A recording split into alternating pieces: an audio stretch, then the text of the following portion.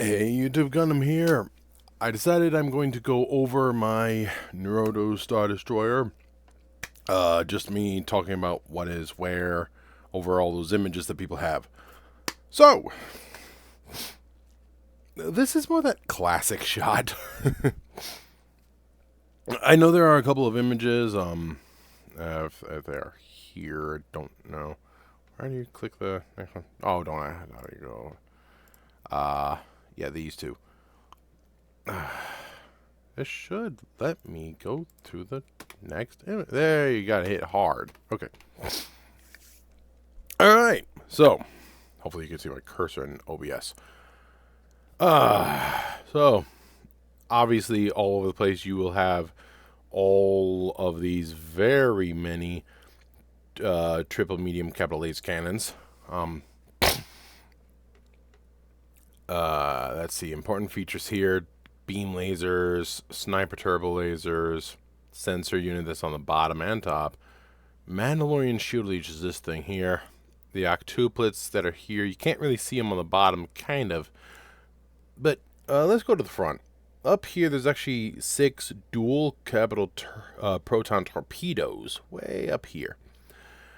But these are the mainline missiles. These are capital anti-ship missiles. Those are fun. Then here, and actually way up front here are anti-ship missiles. Over here are some cluster rocket launchers, which would be good against fighters. This really big ion cannon, which is half the size of Hoth, and Mandalorian mass drivers. These don't just fire forward; they actually will angle to 15 degrees in all directions forward, like a World War II tank destroyer. So yeah.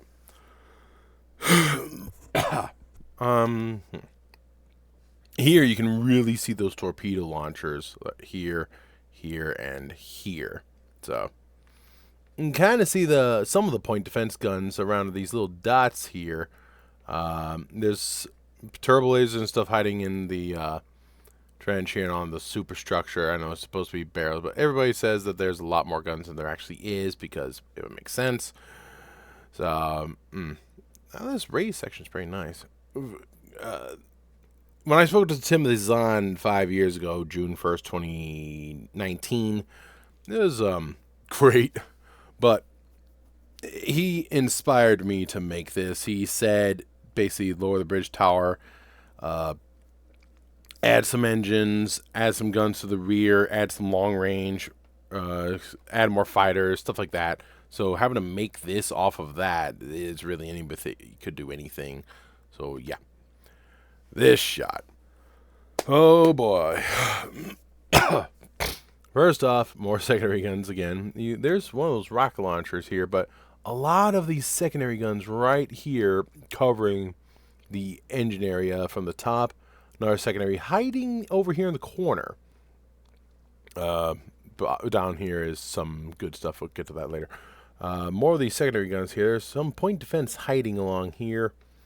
But critically, yes, this point here is literally the exact point of a regular Star Destroyer. And I think that point comes to this point right here. So just this small section is the total length increase of the ship. So about 50 meters or so. Maybe 100 meters. I doubt 100. Probably just 50. The trash collector or trash dispenser is way up here now instead of way down there. I had it here, and Simon moved it to up here. Simon Coles did the render. He was working on it for 6 months. It is for any render artist to do a Star Destroyer is a lot of work because I mean, just look at the thing. It's enormous. Detailing is a pain, and he didn't have anything. But now that he has what is 90% a regular Star Destroyer, or even 95% a regular Star Destroyer, converting this into a regular Star Destroyer is super easy. And he has the octuplets and the sensor to make an ISD-2. So he'll do that just for fun later. I am not commissioning him for that. So, these bits folding here will be good for in-atmosphere, but we'll see it later. These engines are supposed to just have thrust vector plating around them that'll move. But these outboard engines have the entire nozzle able to move up and down 15 degrees, 20 degrees in all directions. And somewhat see the two external gravity well generators hiding here. They're very small, lower range, but they are there. I believe these are more of those missiles, or yeah, like this launcher over here. There's a couple more hiding over there. That bottom view. And here you can clearly see more of those missiles, and you can see just how much of the structure is here. This is similar to what the bottom level would have been, but not. These octuplets are in the exact same position as the upper octuplets, just on the bottom, so it's easy to tell what's where. It's the same as the first level, basically, just not as high. As you can see, there's 3 rows of missiles here, but there's only 2 rows of missiles down here. These launchers, by the way, are not reloadable from inside the ship. You have to get a resupply ship that has the ability, or just take it to an entire space station that has the ability, something big enough. Maybe a Valadusi or something. I'm still getting over a cold, my apologies. But here you can clearly see the main hangar that is present, but the forward hangar is missing, and critically that reactor bulge is missing. More importantly, of course, is the fact there are octuplet turbo lasers on the bottom, and large quantities of these secondary guns are all over the bottom, along with point defense. Now that's a view. This is not the bridge. We'll get a close-up of that in a minute. This is an observation bridge. The actual bridge is not this thing up front either. It's another observation bridge. On the level of the trench, but in the heart of the ship, just above the main reactor, is where the actual main ship bridge and the CIC are located. Not here, not here, deep inside the heart of the ship. But here you can really see these beam lasers and the sniper turbo is so little. Importantly, I'll get to the beam lasers there, actually. I'll get over them later. Here. You see some of these heat sinks around the sides here. You see how much cover these engines have. One of the problems I have with the old expanded universe, New Republic's Endurance and Nebula classes, like you can see their outer engines from the front, and you can shoot them from the front. I really do not like that. You cannot see those engines here. And from the side, there's just armor plating covering them. If you try and get around the back, I mean, look at this. You have an octuplet here, and there are 4 secondary guns located here. There's another octuplet there. If you're in a CR-90 and you come around the corner, these secondary guns are going to be trying to shoot you, but they might ignore you to shoot someone else. This gun here doesn't really have much to do because the structure's in the way, but he might. But these 2 octuplet turbo laser turrets literally have nothing to do because the entire ship is in the way. So if you're a CR-90 coming around this corner here thinking you're going to shoot up the engines, surprise! An entire octuplet just waiting. And there's a second one right there with some secondaries, but there's 2 more right up top. If you are a slightly bigger ship, or if you pull up, then you have up to 4 octuplets pummeling you. Also, these guns, from a great angle, good luck getting at these engines for very long at all without dying. And that's the point. And yes, this is another one of those cluster missiles, I believe. I don't know what this thing is. Oh, it's a great shot showing a lot of stuff. You can kind of see those rocket launchers hiding in here. This is based on the American C-RAM system they kind of use to date, those rockets. But this is supposed to be a rather large rocket. Goes out and either sticks together as one big thing to kill a ship, or breaks off into a couple of dozen short-range anti-fighter missiles. If it heads towards some ship like a Nibelon B, it could break off and have a couple of dozen missiles spread over the damage all over the ship. So, oh, this is actually slightly down, but this is a great view. You really see how much protection the engine has, because this just follows seamlessly. So, but these octuplets, the mass drivers here and the ionic hammer, you can kind of see the throughput hangar, and you see where the other would have been in between these. It's just covered up, and that's there now. We'll get a shot of that in a minute. But you do see how this is not quite in the same spot. It is pulled back. The octuplets are in the same. The missiles are in the same. This bit's in the same. This is that same bit here, but then it cuts off. The shield leech system is here, which is why there's not one on the bottom. The hangar's there. And then those guns are just back here.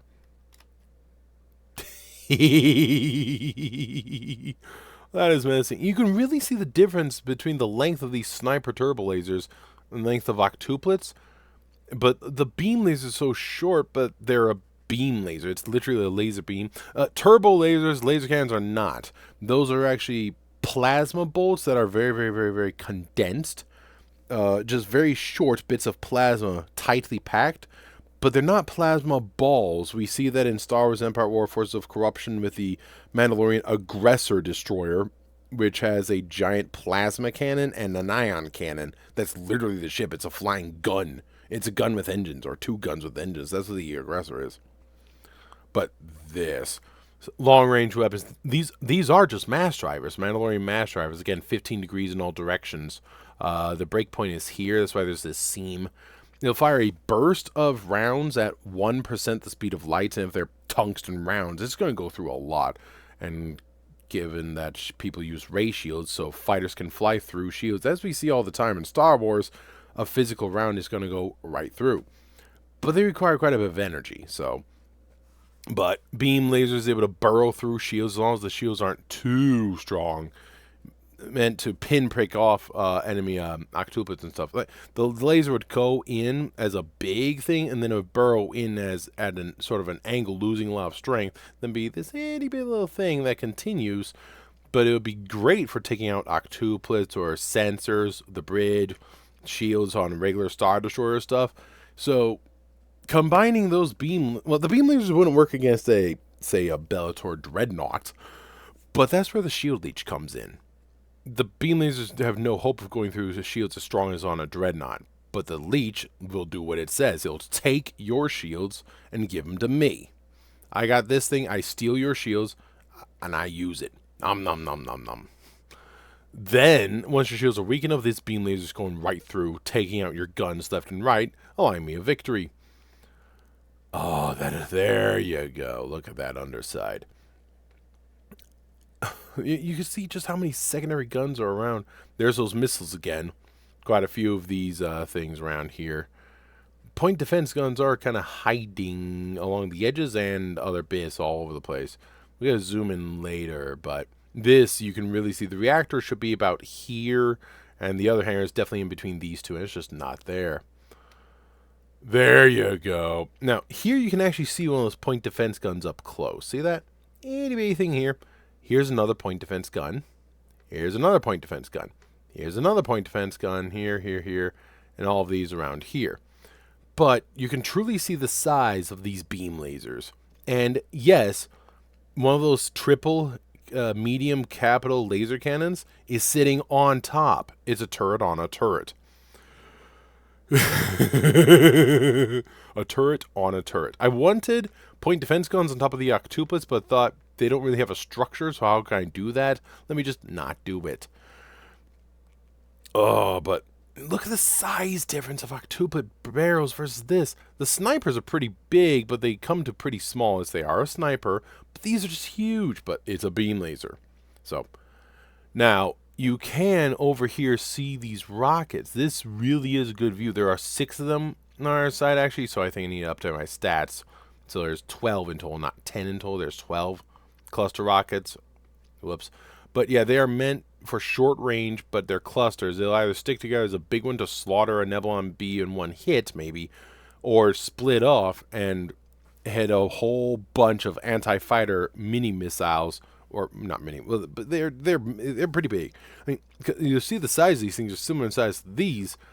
This turret, these secondary turrets are similar in size to an entire X-wing. So, you know, that's pretty big. Now, the missiles do have doors. They're kind of tucked in. It's like a garage door. It opens then tucks in. Missiles do have some doors there, but there's actually this is another covering over them, like a silo door. They have a double system to just give that little bit extra. You open the main, which is kind of thick armor, and then the thinner one is that there.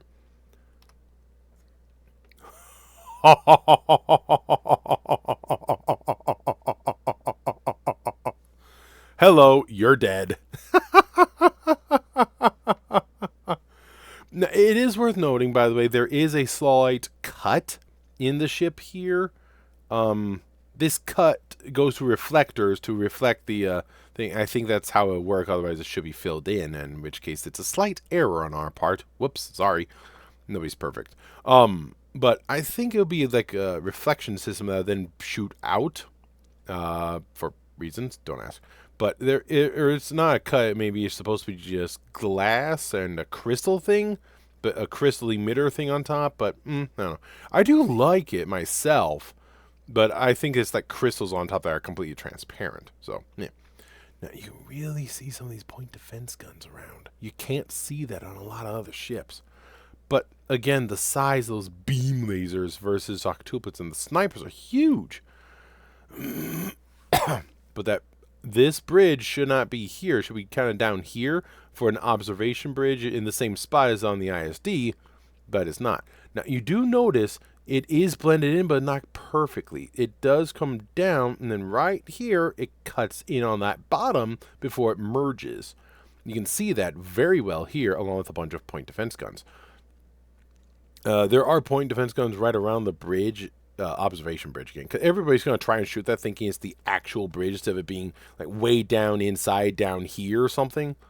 So with all these other guns around, you're not getting close to it easily.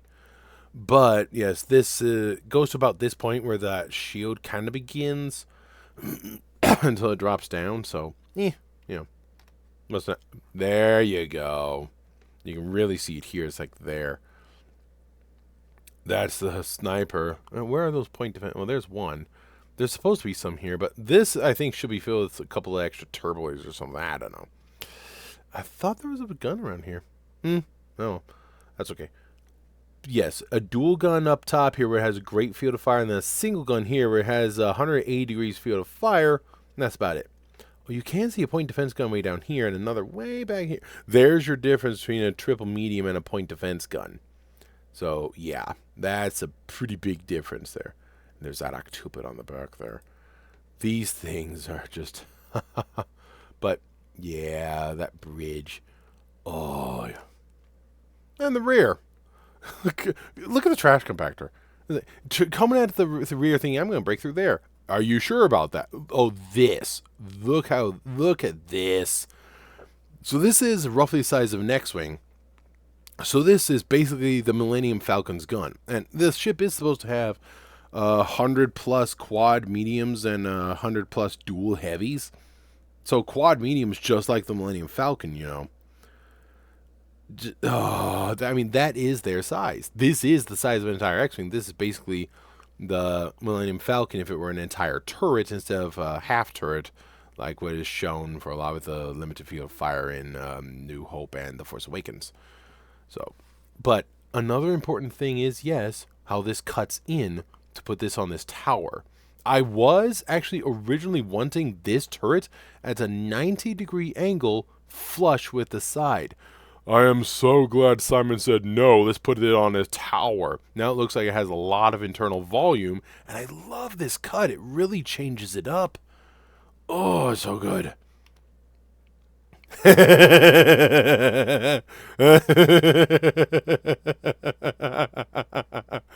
Missile, you can see the doors here. You can see the doors here. Here's the hatches over the missiles. Here's these missiles.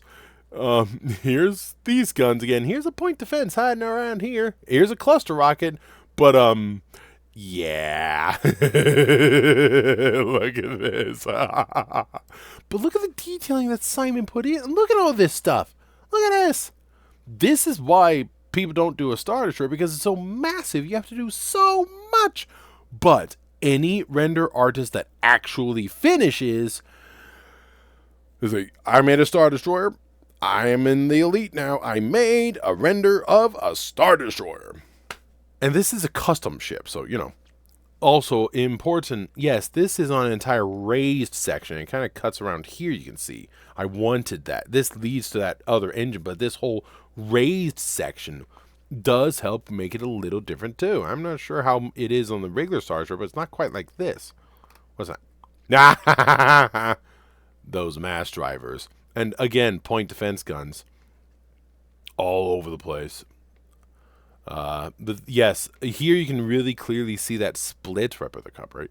That split here where they'll go 15 degrees in any direction. So, but just this, it doesn't fire a very big round, but it's not meant to. It's meant to fire a good burst of a few rounds or one higher velocity round every now and then. But it have a okay rate of fire, but making an actual turret is a nightmare, so they don't. And oh, look at the heat sinks on the side. Hey, ion cannon, how you doing? This is not the ion cannon from Hoth. Specifically, this is half the diameter. He and I were discussing it. I said I want it to fit in this wedge. Okay, but how big is it? The best we can tell, this is half the diameter. This is obviously not quite the same, given that, but it is half the diameter. It would be able to fire forward because, you know, look at it. It would go all the way over here. It would be able to fire forward or close. It'll fire forward. But it's only half the diameter of the one that you see on Hoth. So imagine that. That thing would be way up here to way down here. So, you know. But this view also gives a great idea on just how close an enemy ship has to be in order for the octopus to not be able to pound them. Because look at that. They're on the angle with the ship. Instead of put on a platform and made straight, they're on this angle. And again, those missiles there and there. More point defense guns everywhere. I love it.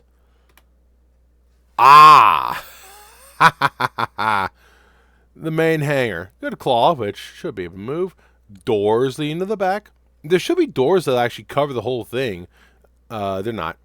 But this. In Attack of the Clones, there are those heavy walkers, these SFATs, self-propelled heavy artillery cannon turrets, or turbo laser, or turbos, I don't know. They have a particle proton cannon. I just call it a proton cannon. It's a particle cannon. Particle cannons are really high-grade stuff. But and that is what Star Trek uses, by the way. The phasers on, say, the Galaxy class and everything else like that is a particle cannon. Extreme damage, and they have extreme range if you can safely dissipate it once you get to said safe distance. But Star Wars doesn't really have the ability of a safe distance, I believe, which is why we only see them used at very close range. Attack of the Clones, they concentrate fire on the one, but they do not fire at the next one. Why not? Range. That works for me. But there are, I believe, Mark III Venators seen in Revenge of the Sith, the opening, and there are multiple variants. Many variants. Each Jedi basically made a sub-variant. Like you have the Mace Windu variant, which has extra engines, I believe. The Obi-Wan Kenobi, which has side-firing charged proton cannons. They're not actual particle cannons. They're just artillery cannons, just mounted in the side. Then you have the Anakin Skywalker variant, which takes off the reactor and this particle proton super cannon thing and sticks it in the hangar. You do see a vendor firing it at point-blank range into a munificent and basically just one-shots the thing. But that's not meant to be on all ships. This is. Here's that front again. Missiles, the secondaries, and point defense all over the place. And the torpedoes, look at that. Plus a great view of this up front, which I believe this would be great for docking. So, you know, oh, look at all these point defense. That's what I love seeing. You can actually see the guns, so you don't question what is where. You know. But there will be stuff hiding in the side, so. But these torpedoes, shorter range, I imagine, but they're proton torpedoes, capital grade. However, an important thing that I've done is claim that Mandalorian's created something that looks like and is similar in size to a torpedo, but it is a proper plasma cannon. It makes a charged plasma sphere and can fire it out these barrels. Short range, high damage. So it's like a blunderbuss or a punt gun. If you see Kentucky Ballistics, he has a 4-bore and a 1-bore punt gun, which, yes, it's like that. It's short range, but massive damage. So instead of a plasma bolt like everything else, it's a plasma ball. Just catastrophic damage, just range and even muzzle velocity. Heavy plasma weapons, proper plasma weapons aren't really a thing, so they have to make lasers, or if you're Chiss, masers. Instead of using a laser emitter, you use a microwave emitter. And this ship is supposed to have a few of those. That TIE Defender in the hangar is to scale, best we can tell. So, yeah. As is this proton cannon here. The throughput hangar with a door that leads to the back, which will lead to, I believe the other stops about here, so it's leading to on top with elevators and engine there, but yes, I was considering having this be one singular, very, very large throughput hangar.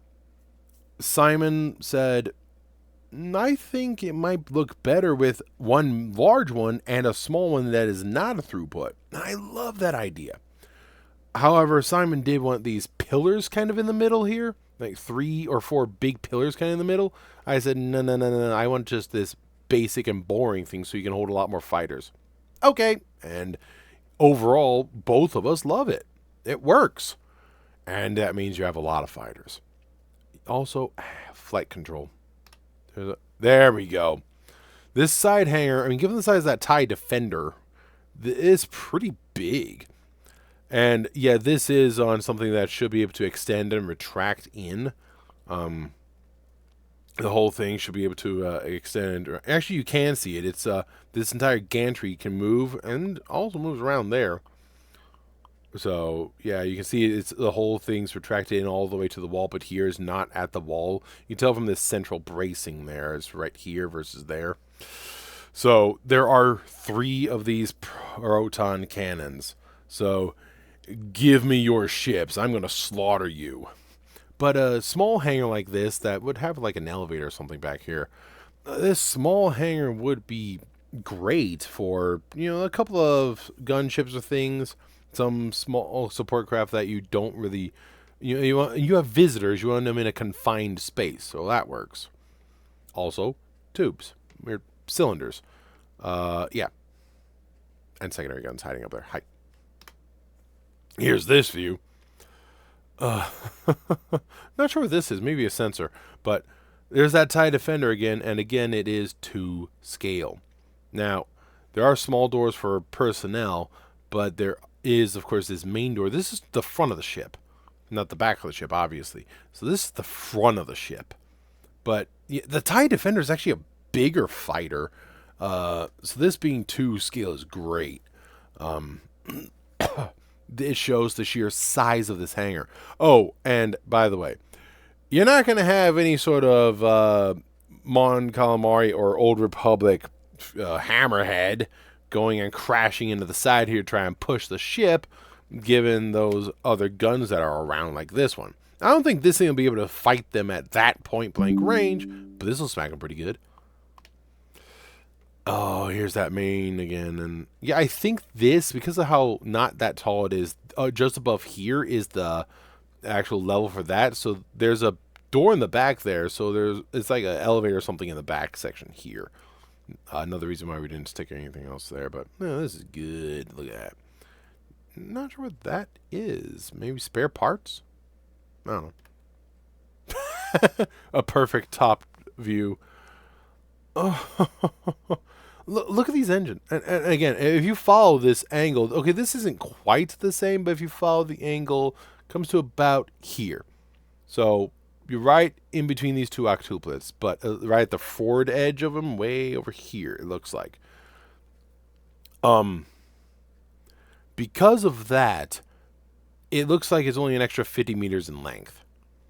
But he did what I wanted, where those extra engines don't actually protrude out the side further. It doesn't increase the width. I said I do not want the width increased. The length ever so slightly because of that, but I actually want the height brought down with the bridge tower. Even though there's a bit of extra on the bottom, that bridge tower is so big, the overall height is less. I think, because you see my cursor right here, it's only about 50 meters longer, maybe 75. It's not much. Oh, here's the perfect side shot. Here's the perfect side shot. All right. Oh, now, why are the engines yellow-white? Mandalore. Mandalore uses a different gas than everybody else. It's rare, it's more expensive, but it's better. Mandalore. Their weapons and their engines, they prefer a yellow one. You know, there's red, there's green, there's actually purple and blue. Mandalore has the yellow one. These are Mandalorian ships. Now, you can see the external gravity well generators. There should be a couple of internals in here too, but external is right here. So you can take a pot shot at it, but trying to snipe that instead of, say, hitting that engine, good luck trying to snipe that. You'd have to be from perfectly on the side. But seeing the sensor there, really, this is a long-range sensor dome. Oh, speaking of, those spheres on the regular Star Destroyer, I do not believe that those are shields or sensors. I think it's one of each. Like, one of those spheres is a shield generator, and one is an omnidirectional sensor unit. But they alternate from dock to dock on who has it on the left and who has it on the right. So that way it's completely impossible to tell which one's the shield generator and which one's a sensor unit. That makes sense. So having other omnidirectionals that are smaller, but there's a whole bunch of them, like I think that thing that was on the hangar, it makes sense. Unless that's a tractor beam. That is one thing, we forgot a tractor beam. Those tractor emitters that are down here. But I never really did like that. And other things do have tractor beams without having that, so it does. Just not quite the same. But yeah, so long-range sensors. These things are long-range sensors. But by having two of them, you get a little more accuracy and you have redundancy. If you lose one, you still have the other. Look at that. And those four guns, the octuplets there. And all the... Just, again, these will angle 15, 20 degrees in all directions. I'm not sure. Not one of the are. The front. Oh, back front. That is evil. Look at this. All these secondary guns all over the place here. And they can shoot over each other. These two can shoot over each other. More around there. You have all the octuplets right here and here. The mass drivers here, here, and here are pointing right at you. The torpedoes right here pointing at you. You have all the guns on the bottom pointing right at you. The beam lasers, the sniper turbos. Just, how much do you want to die? But you can see that glow from the transparent crystal of the thing there. So it's going to whack you. And you can see the hangar there. By the way, this hangar is actually pretty small, it looks like. Well, you can see a bit of this, but good luck. You know that's going to... You're trying to shoot in, you're going to barely do anything. And that SFAT is going to be able to shoot you from the front because it'll stick out. And the ion cannon. The ion cannon is absolutely able to shoot you from the front. But man, this is menacing. Look at this. This, follow me, boys. This... Hello, you're dead. And here's the bottom with the glow of the engines. Oh, just look at that. This is a perfect... If you line up... Just take this and line up the Imperial Star Destroyer, the one from the top, and just line them up. You can see what's where. But take the bottom of the ISD. You see where the other hangar is up here, and the reactor bulge somewhere in this area. I think it's actually back here. It is further back, right? It's right here. But, yeah, I'm missing on this one, and completely covered in heavy armor and other stuff. But that way you'll be able to tell exactly how much longer. And actually, this shows it. And I think these octuplets might be in the same spot as the other ones, which is why that is so basic. It's not the Greavelys on the trench. It's just this basic but thick rear wing. So I can get away with saying that there's a lot of innards. So, yes.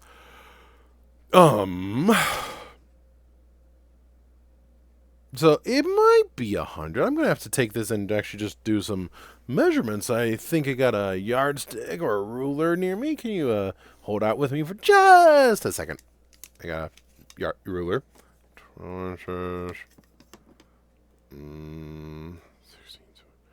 19 inches. That's an extra.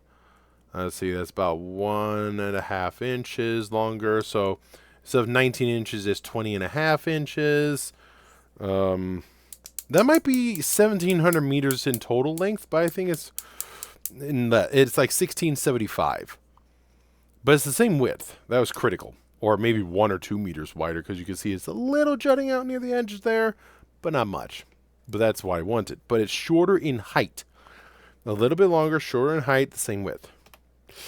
Oh, here you go. This is actually before he had done a lot of the details. But you can see the engine angled. He doesn't have anything with the master drivers pointing, but that's okay. You can see this engine is angled. So instead of just having little plates or something that will barely adjust the exhaust, having the entire engine angle will massively adjust the exhaust. So maneuverability would be extremely high. And using Mandalorian gas, plus just that having a couple of extra engines, means this thing's gonna go very fast in acceleration, deceleration, top speed will be higher, etc. Here's just going off of some of the stuff. Here's going off of more of the stuff. And that's it. All right. Bad shot. Yes. So, thank you for watching. I'm going to actually read over the stats if I can real quick here. Hang on a second. I'll find them. All right. So, this is subject to change. Just keep that in mind. 20 octuplets, 8 dual medium turbo lasers, 10 medium turbo lasers, 10 medium turbo masers, 20 light turbo lasers, 12 heavy turbo lasers, 12 dual light turbo lasers. So that heavy should really be over there. But only 12 heavies. 12 heavies, that's it. But then there's the 20 octuplets, so you know. But the lights of 20 lights and 12 dual lights, that's 16 of those. So 36 lights, 12 heavies. But then there's 10 medium and 10 medium maser for Chiss Tech. So, yes. It's not a lot of turbo lasers compared to others, but it should be pretty good.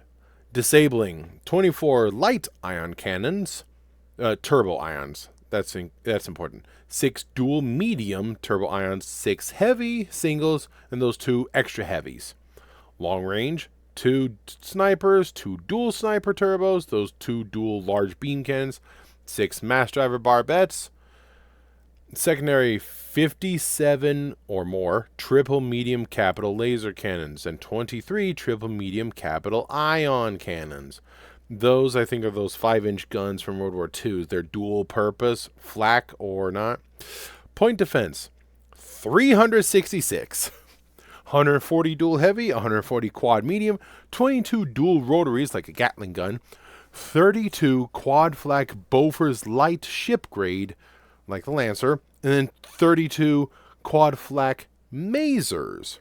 So 64 of those quad guns that I think are like the 40mm Bofors that America had during World War II, those are light ship-grade laser cannons. 32 are laser, 32 are Chiss maser. I think that's it for the Chiss guns. It's just those.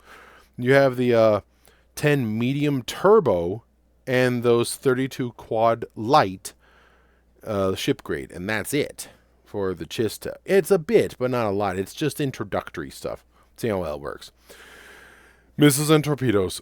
240 anti-ship missile launchers. It's not reloadable unless you go to a space station. 12 anti-ship missile launcher pods. 24 anti-fighter missile launcher pods, which are small, by the way. 20 anti-fighter cluster rocket launchers. There are more hiding. 6 dual anti-capital proton torpedo launchers. 6 duals. Oh, yeah. Auxiliary, 12 tractor beams, 2 heavy tractor beams, and the 3 SFAT cannons. Shields, 9 twin thermobaric generators. 9 of them, twin units. So it has 2 shield layers. And thermal barracks, so it stops both. So fighters cannot fly right next to the hull with these. We do see the difference thanks to every single fighter that flies right through in Name a Movie, but they cannot fly through planetary shields. However, there is Admiral Trench in the Clone Wars who has thermal barrack shields, and he has to drop them to fire his torpedoes. Interrupters exist on guns for other stuff, and I believe that Thrawn, who is not a fool, would add superior interrupters, so that way he can just keep his shields up at all times, even when launching fighters. Durability, 4,600 SBD per layer, 2 layers, so 9,200 total. RU rating, 5,500, if not Beskar, 24,200, if Beskar. So yes. Special, Mandalorian cloaking device, 2 small visible gravity well generators, 2 interior hidden gravity well generators, these are mini, 2 Mandalorian shield leech power leech emitter strips, 1 art gallery, 1 holographic art gallery, and the plasma wall charges for the 4 torpedoes. Engines, Max XL 9200G, MGLT 500, Max Atmos 1850. So yes. Acceleration, top speed rather than Alpine, be turning same as AR-90. I don't really, again, it's subject to change. But this I do not want to change. This is absolutely vital. Thrawn would absolutely go for this. Hyperdrive. Class 0.3. The Millennium Falcon is 0.5. And regular Veners had a 0 or a class 1. The regular Imperial had a class 2. This is not a class 3. It has a class 3 as a backup. No. This has a class 0.3 with 300,000 light years range. That's what I'm saying. The reactor is boosted from kyber crystals, matter antimatter main, 2 small hypermatter annihilators, 4 fission tertiary. That's subject to change. Small crew because of heavy automation, 9,200, 2,600 droids. Cargo, 36,500 tons. Fighters, and this is really the selling point because this is a battle carrier. 200 TIE Defenders, 72 shielded TIE Interceptors, 52 heavy shielded TIE Bombers, 12 T-65 X-Wings, 20 other fighters. Now why the X-Wings? Thrawn knows he's going against these. He knows that a certain company has been selling X-Wings to the Rebellion. So he would decide, I'm just going to go and get some myself to see what I'm up against. And he would stick a squadron of them on each one of these ships. Subcapital of 81, that definitely needs update. Lambda shells, Delta Stormtrooper, Transport Assault Gumbo, Sentinel shells, Latsies, Skip Rays, Fire Sprays, Razor Crest, Commerce. Specials, yeah, that definitely needs update. This is not up to date. Infantry, 5,000 Stormtroopers, 5,000 Super Battle Droids, 2,000 Droidicas, 2,000 Dark Troopers, 500 Commandos. So there's only 5,500 biologics. The rest are all droids. That needs updating as well. That is definitely not it. Ground vehicles, 12 ATTEs, that's definitely too high. 8 ATSTs, 24 ATRTs, 12 medium hover tanks, 36 light hover tanks, 8 chariots, 18 ITTs. Bikes, 200 light speeders, 40 medium speeder bikes. The other thing I need to add is, but that I need to update the other one as well. I need to update everything. The cost. This is why I believe I can get away with the ship. The sheer cost. 1.57 billion credits, so it's nearly the cost of 10 Imperial Star Destroyers. But that's if Kyber Crystals, Mandalorian Cloak, and Beskar is sponsored for free, as I put the Mandalorian Cloak at 650 million alone. The vessel has no prefabricated base garrison. The main ship, bridge, and CIC is buried deep inside the ship. Antimatter, capital missiles, and torpedoes. So, yeah. I need to update this, but that's basically what I've got. All right, well, thank you all. Let me know what you think. Bye.